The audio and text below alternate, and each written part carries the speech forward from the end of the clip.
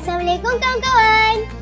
Kawan-kawan pernah dengar tentang mimpi Nabi Yusuf yang magis? Suatu malam, Nabi Yusuf alaihissalam yang masih kecil tidur dan telah bermimpi. Dalam mimpi tu dia nampak 11 bintang, matahari dan bulan.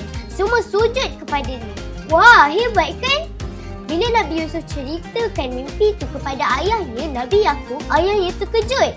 Tapi juga tahu ada sesuatu yang sangat istimewa tentang mimpi itu. Nabi Yaqub berkata, ini petanda besar bahawa kamu akan jadi orang yang sangat penting.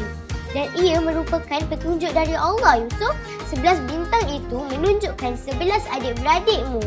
Matahari adalah bapamu. Dan bulan adalah ibumu. Siapa sangka kan? Mimpi yang nampak biasa tu boleh jadi petunjuk besar untuk masa depan. Kadang-kadang perkara kecil yang kita nampak tu ada rahsia besar menanti. Apa pendapat korang? Ada tak mimpi-mimpi menarik yang korang pernah alami? Kavago, protect your wrist with us.